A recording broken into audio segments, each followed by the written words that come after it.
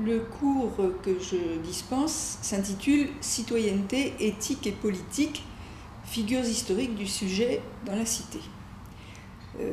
Il s'agit donc, comme son nom l'indique, à la fois de réflexion sur l'éthique, mais en inscrivant cette réflexion dans une problématique politique au sens large du terme, c'est-à-dire dans une réflexion sur les rapports du citoyen avec l'ensemble de la société qui l'entoure, société au sens des liens sociaux, mais aussi et notamment le corps politique, c'est-à-dire les autres citoyens d'une part, les institutions d'autre part. Et cette place de l'éthique dans la cité me semble indispensable pour assigner les diverses responsabilités, les diverses missions aussi d'une réflexion éthique. L'éthique concerne des hommes, mais depuis la Déclaration des droits de l'homme et du citoyen de 1789, nous savons que les hommes, pour aller jusqu'au bout de leur humanité dans la cité, se doivent d'être citoyens. C'est dans la cité qu'ils appréhendent leur vocation d'être rationnels, d'être aussi d'être libres, d'être à la découverte de l'altérité qui les caractérise, de la relation à l'autre. C'est dans la cité que les hommes expérimentent aussi le poids et les possibilités qui sont de l'engagement, le poids et les possibilités que leur donne l'engagement au service du bien commun. La cité interpelle donc le sujet éthique, elle lui demande de prendre position, elle lui demande quel cas il fait de son rapport à l'autre qui n'est pas uniquement défini par la relation d'homme à homme, mais encore une fois par la relation de citoyen à citoyen et par leur responsabilité commune. Après avoir dessiné de façon très sommaire, bien sûr, les contours de ce cours, je voudrais maintenant préciser son contenu. Ce cours revendique son inscription dans la contemporanéité et il prétend, sinon répondre aux questions, du moins donner des précisions permettant de mieux poser ces questions, donner des outils permettant de mieux les formuler, questions portant sur l'homme d'aujourd'hui, sur nous citoyens, sur nous en tant que sujets confrontés à des questions éthiques et politiques. Et c'est donc bien à partir de ces questions de l'homme et du citoyen des années 2000 que ma problématique va se construire. Voyons comment cette inscription contemporaine se déploie justement et essentiellement sous la forme d'une remontée aux sources, d'une remontée aux sources problématiques, d'une remontée aux sources conceptuelles aussi, puisque en posant des problèmes, on forge aussi des outils pour y répondre. Notre société se caractérise, comme c'est bien souvent le cas, par des contradictions majeures dans ses aspirations et par ce qu'on pourrait appeler une double postulation à l'endroit de l'éthique et des valeurs de la cité. Il nous faut comprendre comment, en effet, elle peut, avec la même insistance, exalter l'individualité et se référer de façon parfois insistante, oui, et même incantatoire, aux valeurs de la citoyenneté, à l'exigence éthique, au souci d'autrui.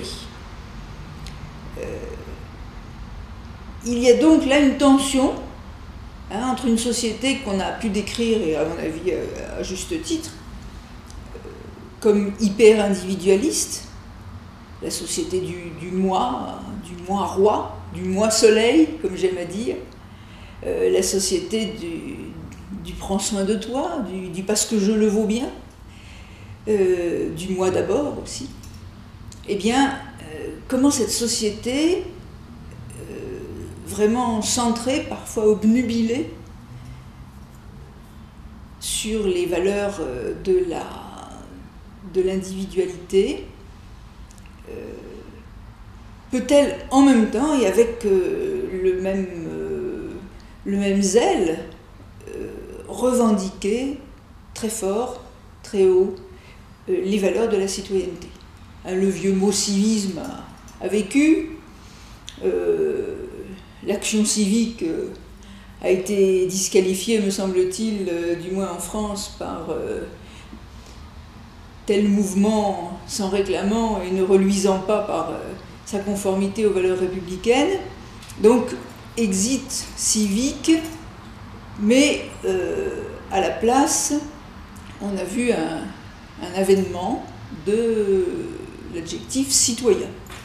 Tout est citoyen, il faut être citoyen, et la citoyenneté, il vaut mieux s'en féliciter d'ailleurs, est une valeur forte de notre consensus. Donc,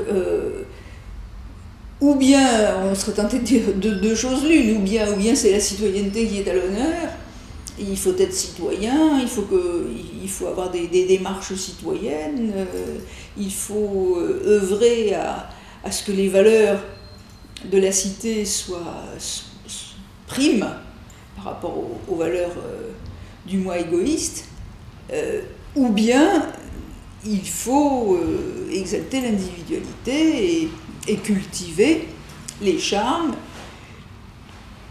infinis de cet amour de soi que la culture occidentale a effectivement sans cesse exalté et dont elle a su, mieux que tout autre, semble-t-il, penser les plus infimes méandres. Eh bien non, nous avons bien la double postulation et il nous faut comprendre cette tension. Alors, pour essayer de la comprendre, cette tension qui met à la fois en concurrence, mais aussi en synergie les valeurs de l'individualité et les valeurs de la citoyenneté, le cours là, que je donne sous l'intitulé UE6 se propose de faire une généalogie du sujet individuel et collectif dans la cité occidentale. D'où ce titre un peu long, citoyenneté, éthique et politique, figures historiques du sujet dans la cité. Figures historiques parce que cette généalogie, effectivement, va nous amener à mettre en relief diverses figures, depuis la cité grecque jusqu'au narcissisme contemporain, au narcissisme de la culture postmoderne. Ces diverses figures, soit des figures de la cité, de la citoyenneté, soit des figures du sujet intime, puisque nous consacrons un long chapitre à la réflexion sur le sujet chrétien, pris entre César et Dieu, pris entre ses engagements terrestres et sa foi, par exemple, pour le plus intime. Eh bien, nous aurons des éléments significatifs qui nous permettront de retracer les contours et les moments majeurs de ce paysage intellectuel complexe. Où en sommes-nous aujourd'hui? Nous sommes à l'heure de l'effacement du sujet moral au profit du sujet désirant. Le désir magnifié, célébré sous toutes ses formes, en particulier le désir féminin, comme si la femme était un hyper sujet de désir, un sujet de désir au carré. Le désir est véritablement roi.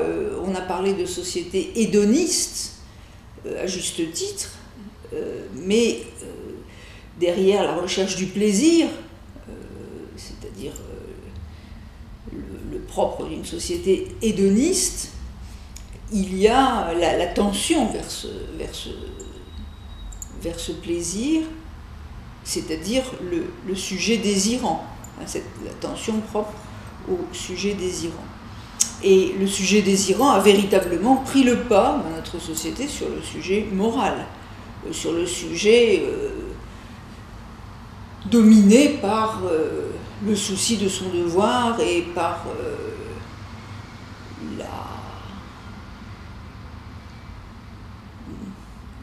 la conviction que le devoir est supérieur au confort et en particulier au bien-être personnel. Donc, sujet moral en berne, qu'y a-t-il aujourd'hui de plus négatif que de dire je fais la morale? Personne ne dit jamais je fais la morale d'ailleurs, c'est trop négatif.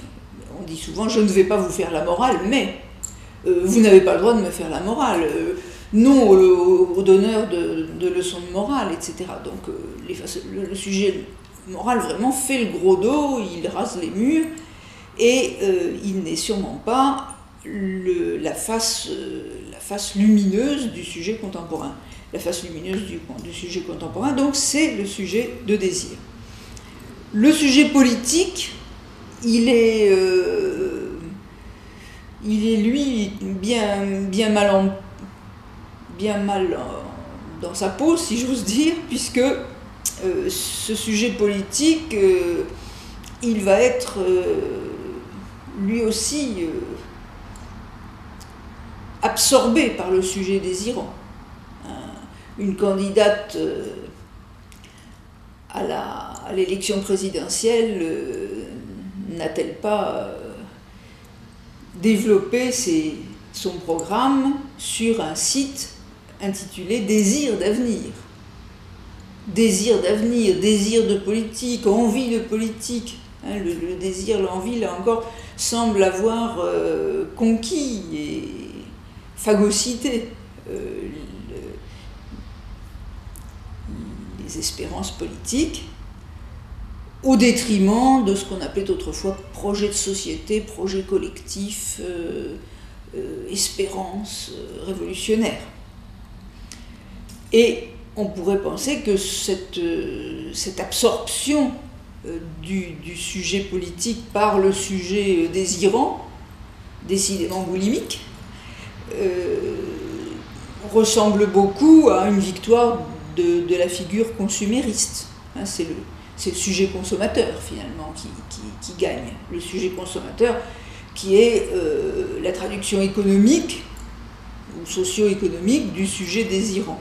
Donc on consomme du rêve politique comme on consomme des objets ou des vêtements, ou toutes sortes de biens matériels ou immatériels qui se transforment effectivement en aliments pour la fringale décidément illimitée de ce sujet désirant contemporain.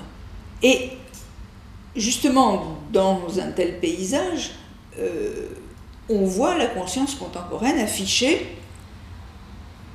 de façon un peu incongrue, un souci inquiet du vivre ensemble. Le vivre ensemble, le lien social, la nécessité de retisser, la nécessité de créer des relations, des synergies. Voilà des mots qui littéralement des mots, des expressions qui pullulent dans notre culture sociale contemporaine. Et ça n'est pas un hasard, puisque précisément, il y a, du fait de ce que j'ai évoqué précédemment, du triomphe du moi désirant, il y a une véritable frustration. Alors on pourrait dire, c'est que le triomphe n'est pas total, puisque si le triomphe était total, si le triomphe du moi désirant était total, on en oublierait justement jusqu'à la trace, jusqu'au souvenir de cette synergie ou de cette sociabilité perdue, et on n'éprouverait pas le manque du lien social. Eh bien, il faut bien croire que le vivre ensemble taraude, hein, un peu peut-être comme le membre fantôme.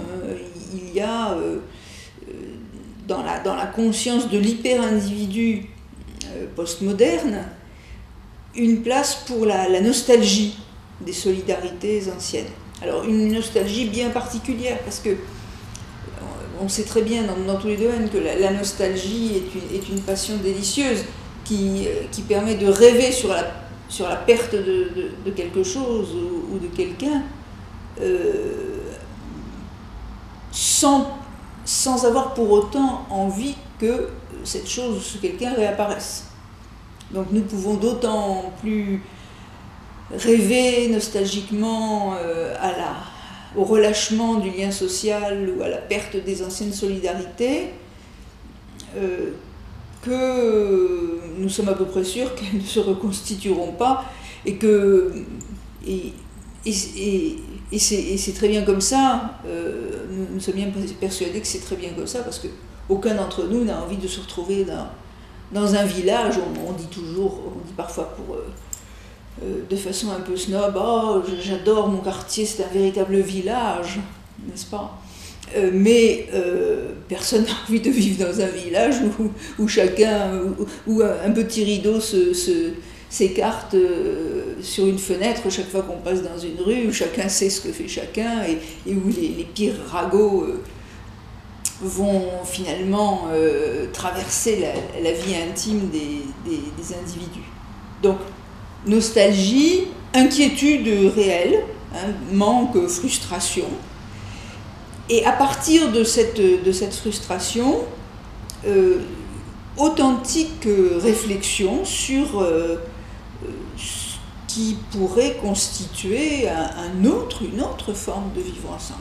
Hein, je crois que autant il paraît vain d'imaginer que quiconque ait envie de revenir aux solidarités d'antan, quelles qu'elles soient, familiales, corporatistes, solidarité de caste ou autres, elles sont toujours connotées négativement et durablement de cette façon. Mais il peut y avoir effectivement de nouvelles solidarités. Je crois que l'utopie, si elle a encore une place dans notre culture contemporaine, l'utopie est certainement du côté de ces solidarités qui manquent, hein, ou de ce vivre ensemble qu'il faudrait beaucoup d'imagination d'ailleurs pour transformer, parce que eh bien, ceux d'autrefois ne peuvent plus faire l'affaire, et ceux d'aujourd'hui sont quand même assez mal en point. La solitude gagne, c'est sûr. Toutes les statistiques, quelles qu'elles soient, montrent qu'il y a de plus en plus de gens qui vivent seuls, malgré tout ce qu'on peut dire sur le vivre ensemble. La réalité, c'est la solitude parfois lourde, parfois accablante même.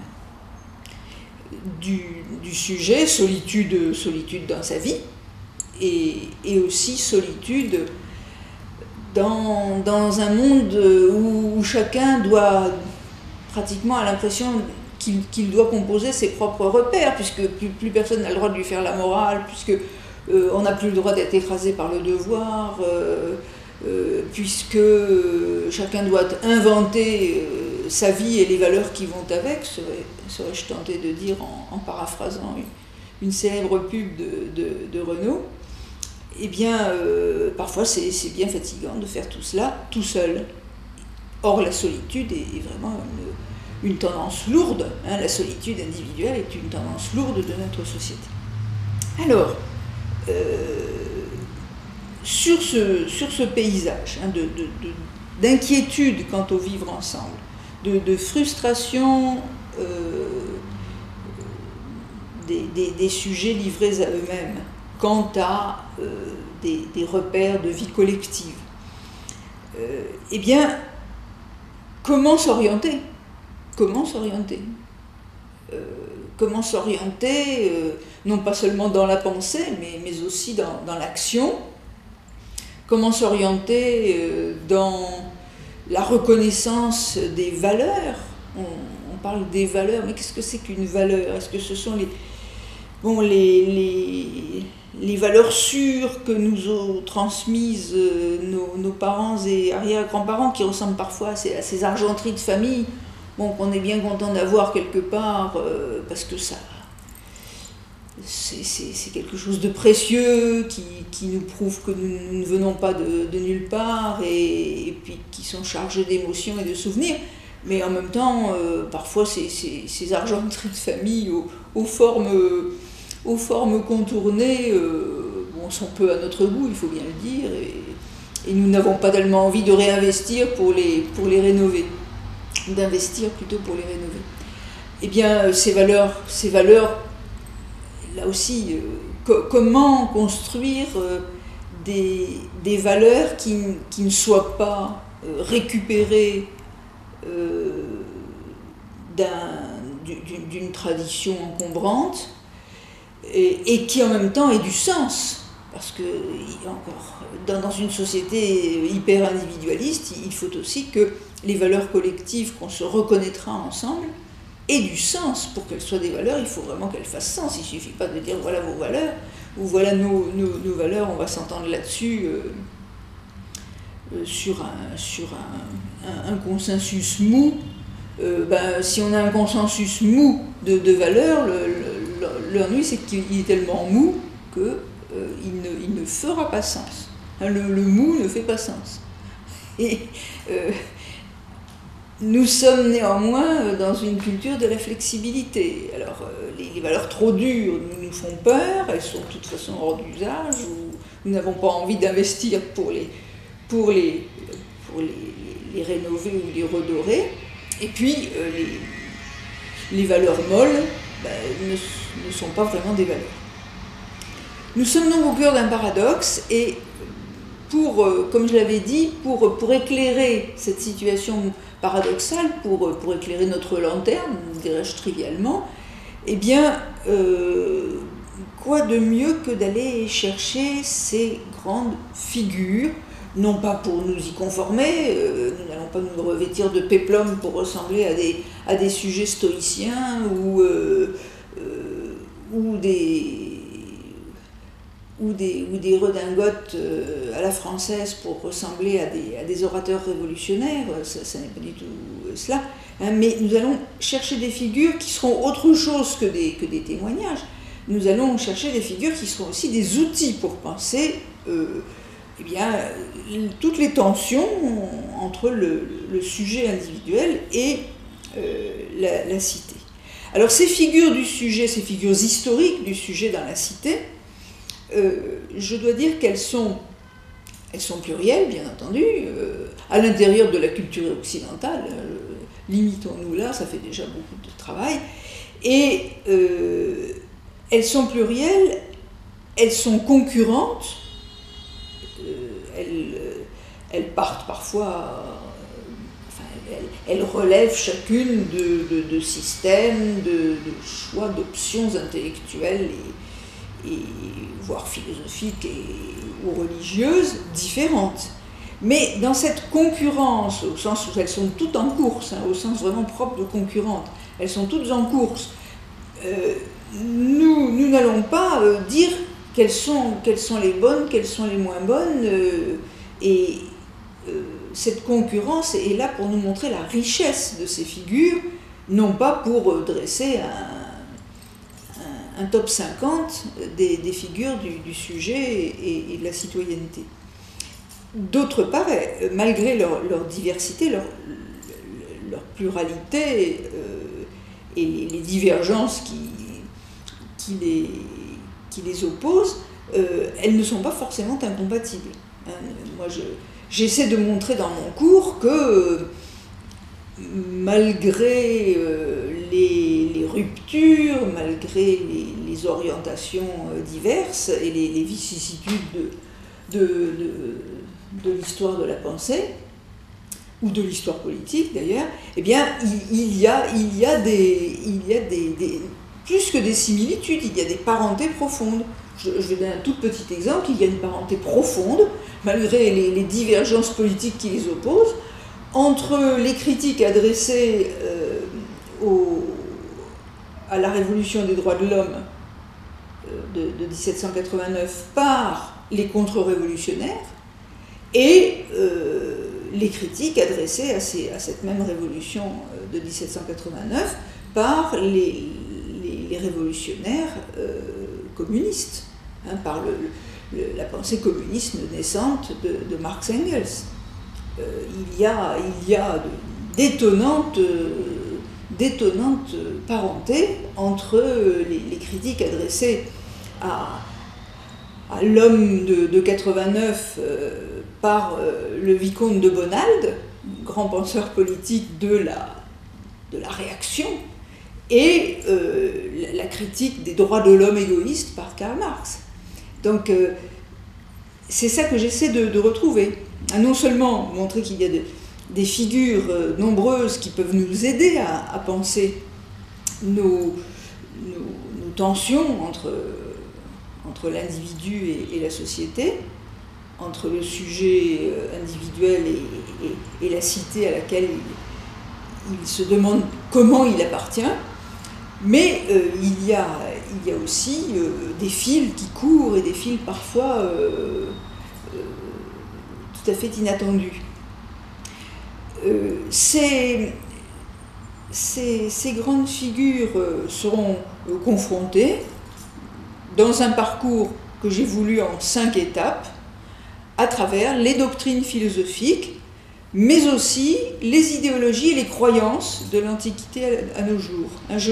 Pour ma part, et contrairement à la tradition académique qui prévaut en particulier en France, je ne pense pas qu'il soit opportun de séparer les doctrines philosophiques d'idéologies et de croyances qui ont été contemporaines et sans lesquelles ces doctrines philosophiques n'auraient certainement pas ni été les mêmes, ni eu le développement et l'audience qu'elles ont pu avoir.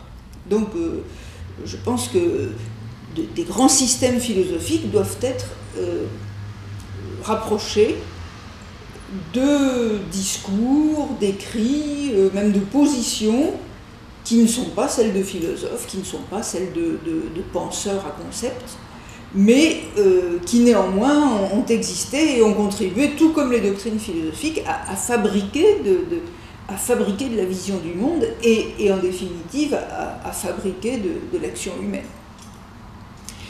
Mon premier grand chapitre s'intitule « Vertus publiques et privées du citoyen antique ». J'insiste sur le fait que la cité grecque, la cité dont le paradigme est vraiment l'Athènes des 6e et 5e siècles, et 4e siècle aussi, dans la relecture et la théorisation qu'en font Platon et Aristote, la cité est un espace ordonné selon l'ordre du logos.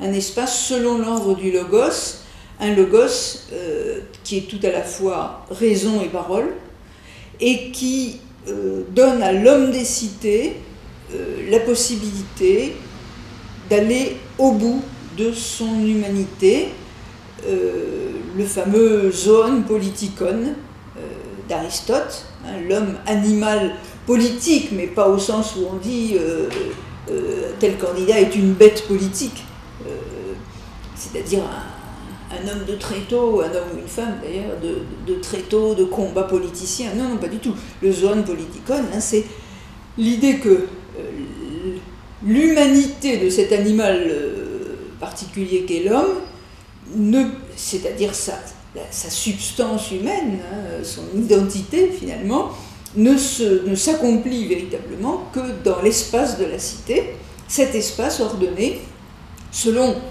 le logos et la liberté, hein, deux caractéristiques fondamentales de l'humain. Dans cette cité ordonnée selon le logos, eh bien, il y a une façon de se définir à rebours de l'ordre naturel.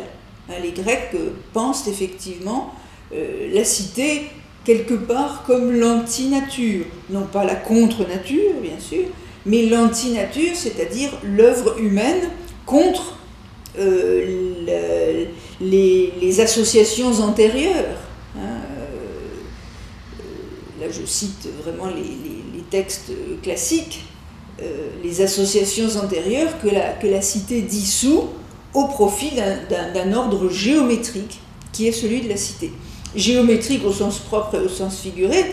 Géométrique au sens propre parce que les grandes réformes du VIe siècle avant Jésus-Christ à Athènes sont un recadrillage du territoire de la cité, hein, qu'on va arracher aux logiques claniques et dynastiques et qu'on va organiser selon effectivement des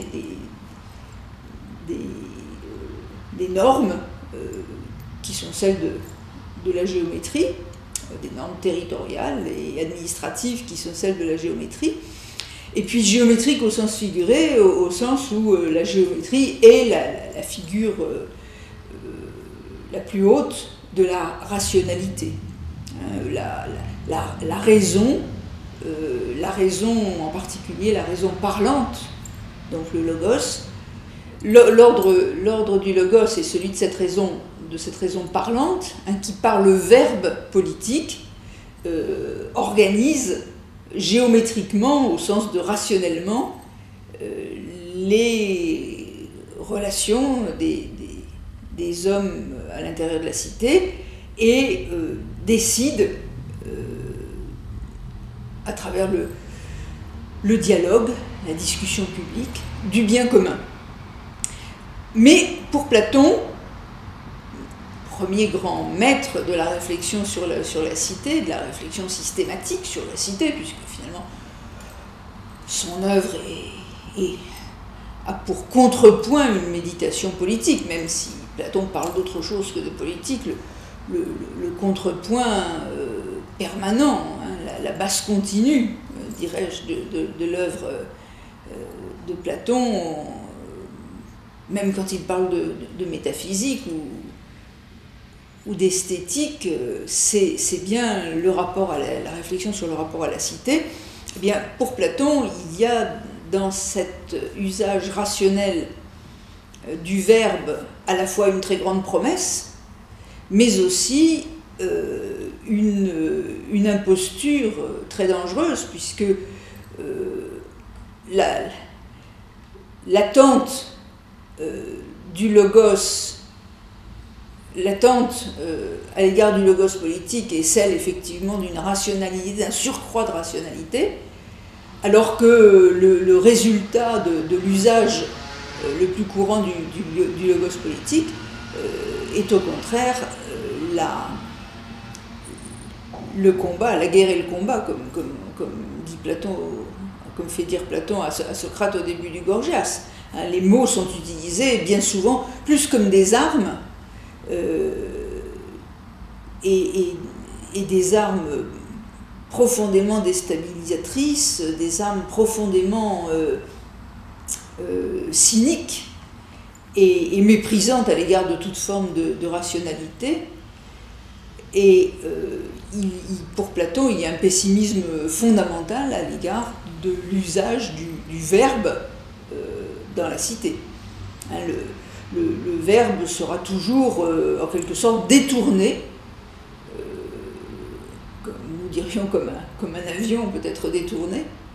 Il sera détourné de sa cible de rationalité, ou de son objectif de rationalité, par des sophistes, par des politiciens, par des groupes de pression, que sais-je encore, qui l'utiliseront pour lui faire dire non pas ce qu'est la réalité ou ce qu'elle doit être, mais ce qu'on a envie que les choses soient en fonction de ses intérêts. Donc la parole politique, une grande espérance et une menace, parce que le logos peut toujours être perverti. C'est ça la leçon de Platon, qui va d'ailleurs l'éloigner avec une sorte d'horreur sacrée de toute option démocratique. Pour Aristote, hein, il y a au contraire une confiance à avoir dans les bienfaits civilisateurs du logos politique. Ce logos politique étant finalement la forme la plus haute de l'échange entre citoyens et d'un échange rationnel placé sous le signe double de la raison et de la liberté. Si les citoyens sont effectivement ces êtres pour la cité qu'Aristote prétend, c'est bien parce qu'ils sont capables, dans leurs échanges, à la fois de parler rationnellement, c'est-à-dire librement, c'est-à-dire pour l'autre. Hein, parler rationnellement et librement, c'est se mettre à la disposition de l'autre. Il y a dans la rationalité et dans la liberté qu'exige l'usage du logos une attestation de l'amitié que se portent les citoyens. Et pour Aristote, il y a là un élément qui place d'ailleurs au premier plan de la vie de la cité la vertu, les vertus. Hein, le citoyen est celui qui se distingue par sa capacité de faire œuvre de vertu, non pas du tout en étant un saint, mais la vertu est tout simplement la prise au sérieux des exigences de la vie collective. Et la philia, c'est-à-dire l'amitié au sens de la bienveillance à l'égard de ses concitoyens. La philia est le maître mot de ce souci commun du bien de la cité. La philia étant bien sûr ici à différencier d'une affinité élective. Il faut démontrer de la philia, c'est-à-dire de l'amitié ou un parti pris de confiance à l'égard de ses concitoyens, un parti pris une bonne volonté civique, en quelque sorte, à l'égard de ses concitoyens, n'est pas du tout réductible à constituer des groupes d'affinité. Et en ce sens, c'est une leçon pour notre sociabilité contemporaine qui, comme l'a montré Michel Maffezoli, est bien souvent plus affinitaire qu'autre chose. Hein, réseaux sociaux, groupes associatifs, quels qu'ils soient, sont à la fois des attestations de la volonté de vivre ensemble, mais aussi d'une capacité ou plutôt d'un souci de sélectionner. Hein, je ne m'assemble qu'avec ceux auxquels je ressemble. Ce que nous dit Aristote, c'est tout à fait autre chose. C'est que le souci du bien commun suppose un parti pris d'ouverture à l'égard de tous les citoyens parce qu'ils sont citoyens et parce que nous sommes tous embarqués dans cette œuvre commune qu'est la cité, quelles que soient nos options et nos affinités personnelles.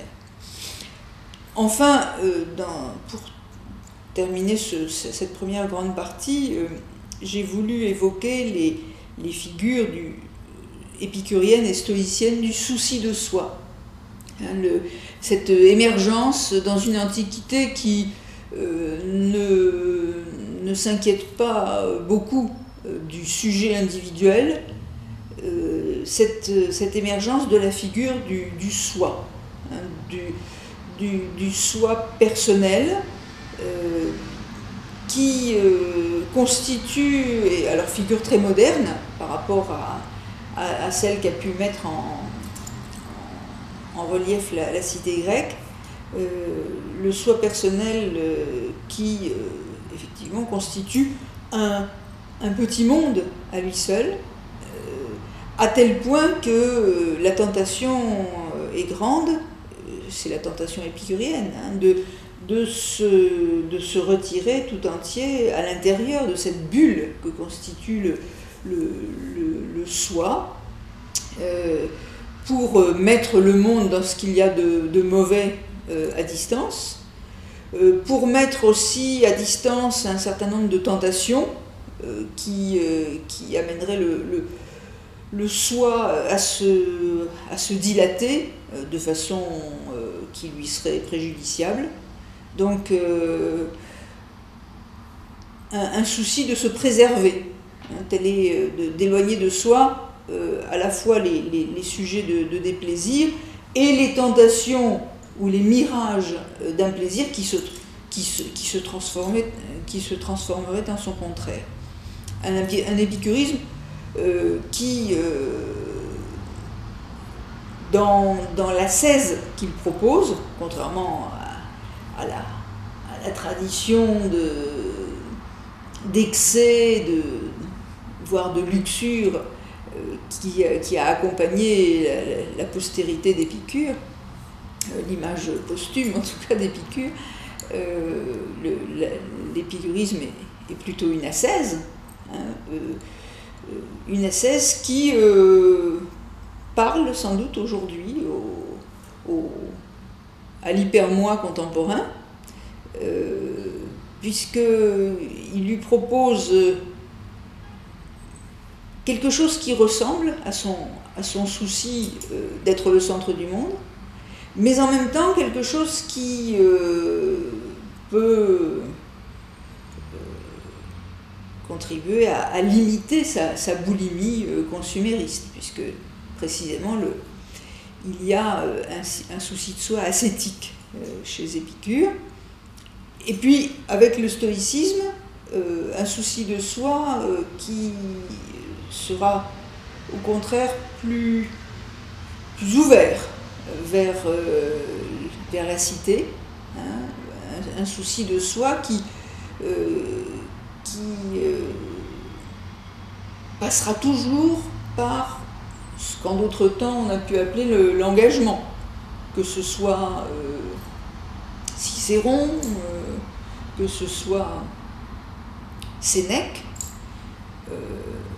ce sont les deux auteurs que j'évoque dans ce chapitre.